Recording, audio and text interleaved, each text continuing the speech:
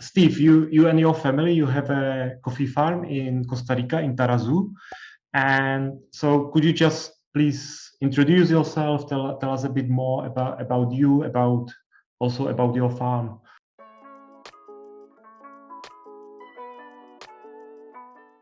Okay. Well, my name is Steve Bonilla. I'm the son of Arturo Bonilla. He is my father.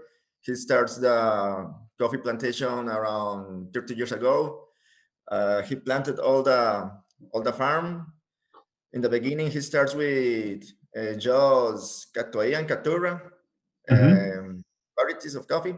And first of the time, he put ecological practices like for get the Rainforest Alliance certification. So he put 2,000 of eucalyptus trees into the coffee plantation for keep the environment with this practice that the certification needs. But he saw that the quantity of coffee was very low.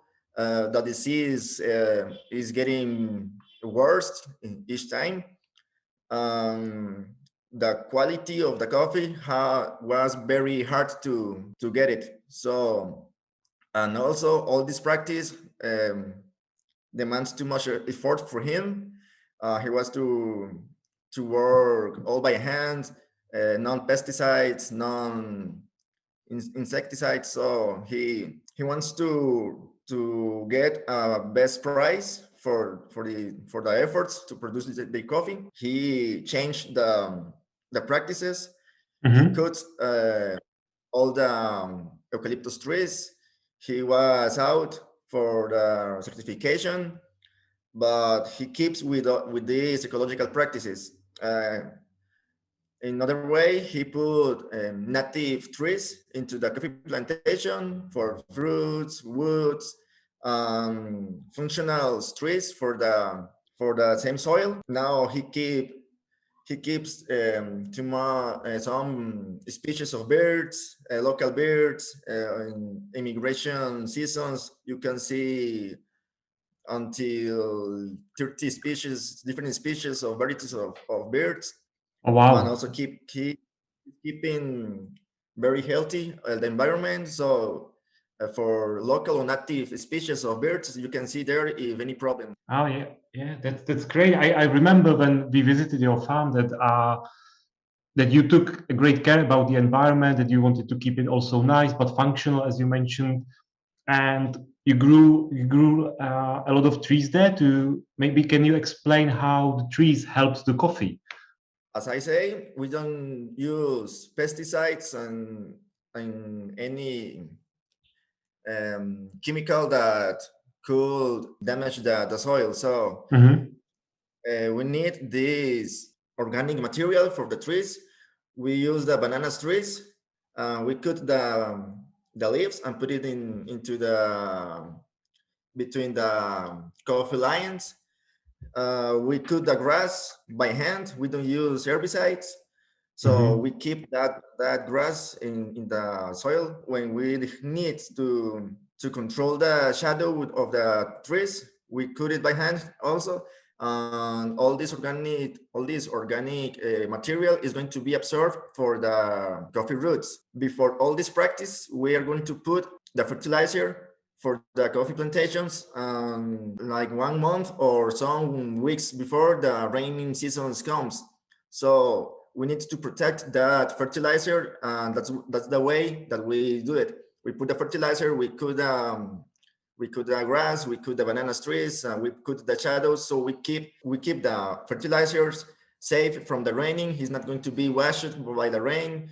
It's going to be absorbed for the coffee plant slowly, because if the rainy seasons come, we put the fertilizer, that is going to be disappear, and the coffee plantation, it doesn't have time for absorb the fertilizer. So that's the thing that we use that trees, and also we protect the soil from the stronger rainings. The majority of the trees that we are using or keeping in the coffee plantations are native from Costa Rica. it was quite common, right, in Costa Rica, like I don't know, 20 years ago, that producers they sold the coffee like to a big companies and they just process it. At this moment in Tarrazu, we have inscribed around 100 of micro mills. Yeah. So from 20 years ago, I'm not sure, but there was 2 or 3 micro mills in Tarrazu. So yeah, now wow, that's a lot Yeah, now. yeah, there's a lot. Yeah, that's because the people that produce specialty coffee talking about money. They want to recognize good prices for the quality of their coffee. That's big companies doesn't do it. It's just they put a price, a general price, and doesn't care if you have a good coffee or bad coffee, Mm. and it's a ripe coffee recollected, or it's a special recollecting, or it's a traditional recollecting, so the price is going to be the same. And so the producer are not going to be comfortable with that practices of the company. So some families starts that micro mills, like my dad. My dad was pissed off with that way to buy the coffee. And now, as I say, he knows all the traceability that have the coffee. We starts to help him because he starts that project with my mom just. Nice. My brother was working in San Jose. I was working in another company. So the first year of the project, my dad was along with my mother. Mhm. So that first time was a disaster. The people that contact my dad was not sincerely with the prices. That's why right now we have a little problems, economical problems, because the first sale of the coffee was not the best. We are late with some things right now, but the second year of the project, I get in. I start to work with my dad. I open my eyes. What is happening there? I start to find different ways.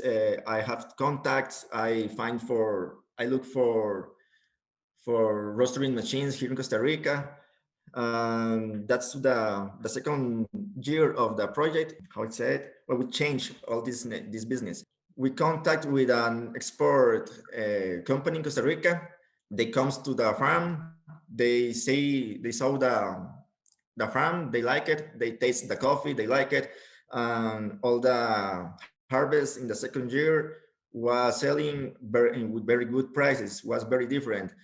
For the third year, my brother joined us, and the things got better. Jimmy has a very good administrative knowledge, so Mhm. he starts to put order into the administrative things in the micro mill. So it helps us too much. He takes that part of administrative things, and I keep with my dad with producing coffee. We keep the environment and keep the practices. The important thing here is that I start the project of tourism that we have right now. It was a very good part because from the tourism we have now new customers in Costa Rica. It is fun because all the people that came to do the coffee tour Sol Naciente is a customer for that day. They keep buying Sol Naciente. We are very lucky because some people that came from the international part, they Mhm. are roasters, so they we keep the communication, and they buy green coffee for that countries. Like example, we have for the tourist, we have contact in Holland, we have contact in Switzerland, and they keeping buying a good quantity of coffee.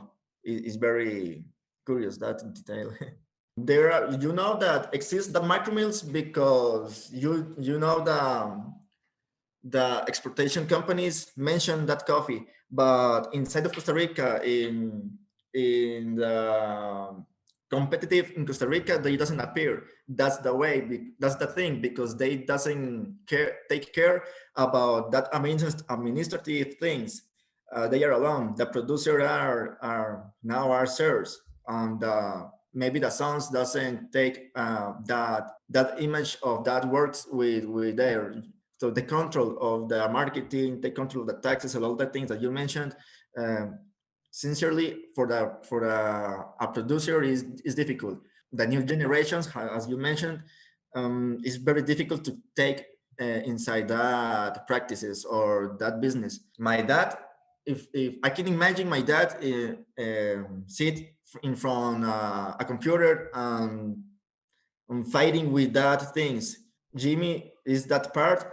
Also, as you mentioned, marketing, all the things.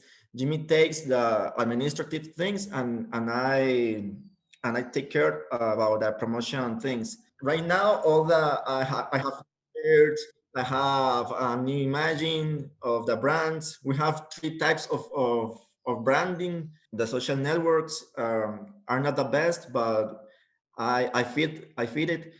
Also, the people ask by the networks about the coffee tour, about want to buy coffee, where can I they find the coffee. That part is my work. I have the contact direct with the national customers, and if we have to drive to some places, I drive with the coffee and put it into the in front of the houses and all these things. To talk a bit more about the coffee, I remember that Jimmy, he told us that you entered the competition Cup of Excellence a few years ago, and that you brought Typica to the competition. Like the variety of coffee was Typica, and that it was quite successful. So how do you choose, like, so first of all, how the competitions are important for farmers or for you? It's important because they are going to be too much important customers from Japan, Mm. China, Taiwan, United States, Europe. So it's a key for for collocate or for put our product or coffee in a good business. The first time that we were there, we competitive with a washed catuai, a full washed catuai, and we have very closer for the new geishas of Tarrazu of Costa Rica. Oh, We were in wow, the 23 or 22 positions, and we were very close to the geishas. So amazing. we get knocked at, and that lot of coffee always going to be washed, and the quality of that coffee is the same or better right now.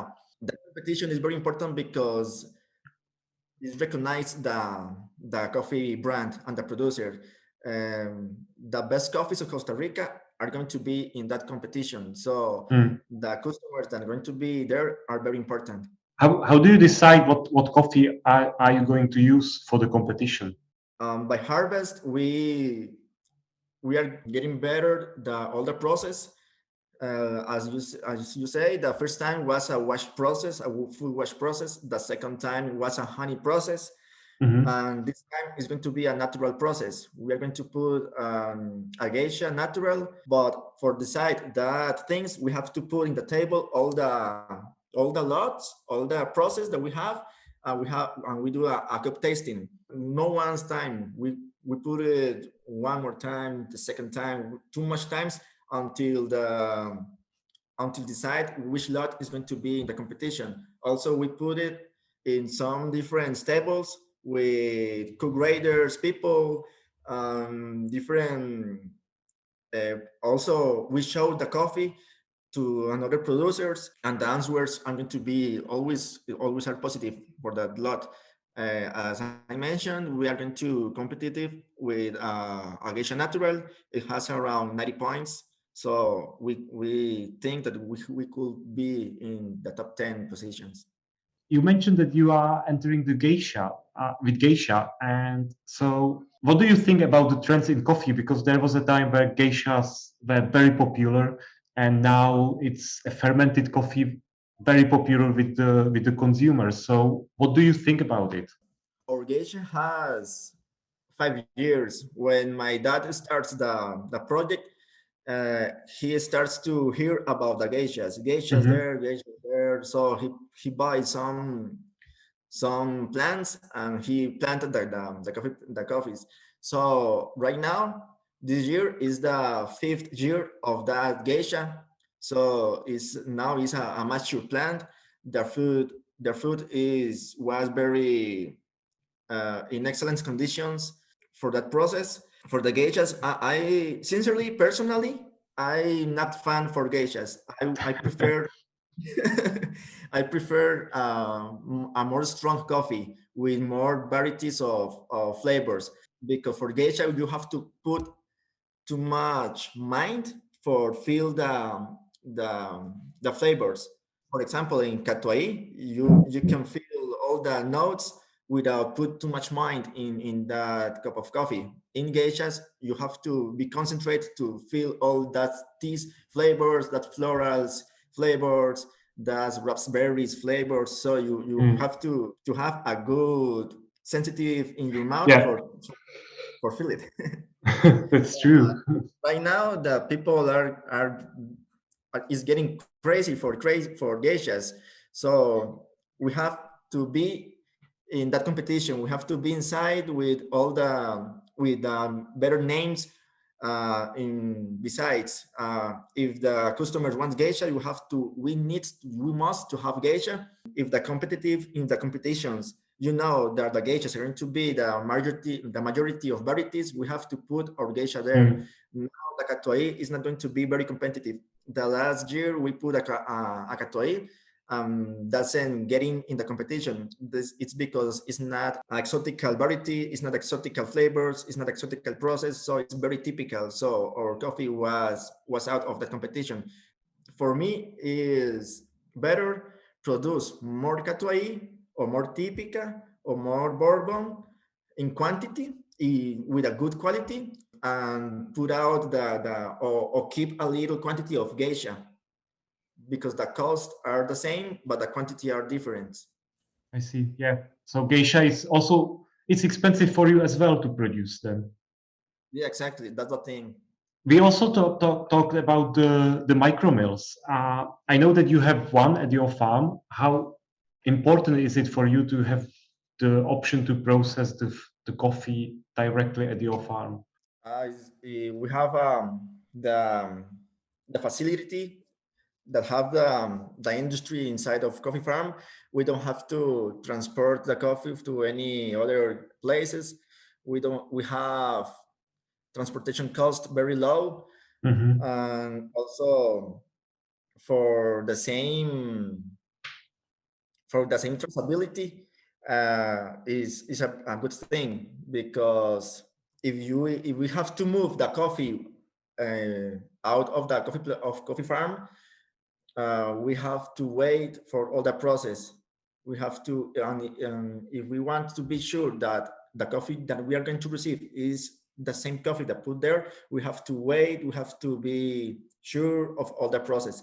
So we have that piece in our mind, knowing that the coffee that we are going to receive or produce is the same of the coffee plantation.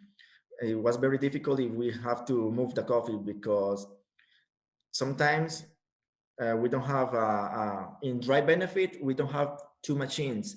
So that machines, we can find it in other micro mill. So we have to move that coffee for be selected for exportation to on another micro mill, and we have to wait all the time for be sure that that coffee that we are going to receive is our coffee.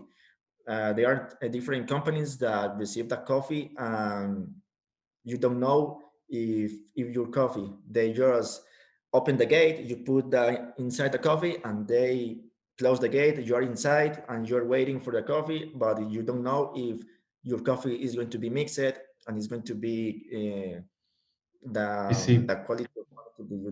Then you know it is your coffee. You know that it's that variety, so you can, of course, ask for more money for the coffee, right?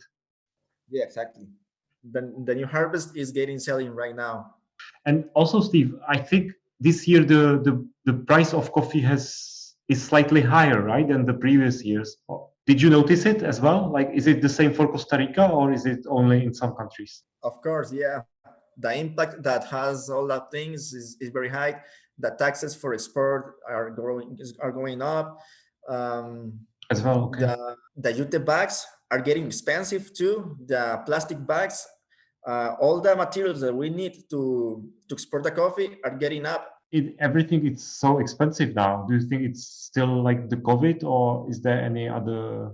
This year, I think that is for the war with Russia and Ukraine. Mm. And also the quantity of containers are low, and nobody is building more containers. Now is the last question, and just who is your coffee hero? My dad. Your dad. Yeah. That is my coffee hero. See, yeah, he learned he's the best hero of the coffee that I know. I imagine my dad into the coffee plantation, and he's always smiling. He doesn't matter if it's raining. He keep it working. He's wet and he's smiling. Doesn't matter if there is disease into the coffee plantation. He just think about how to apply in that coffee plantation, but he's always smiling. That's amazing. He's very passionate about it. Yeah. No, it is amazing, really, and that's great. I remember that he had this energy, like around himself, like that. He's enjoying it. Thank you so much, Steve, for taking the time to speak with me. It was a pleasure, and it was really nice to hear like everything what's new in your life, because it's been a year, right, when we've met in San Jose. So Yeah. it was nice to hear you again and to hear what everything that's new. And I really hope that that the harvest will go well, and that your dad will keep smiling.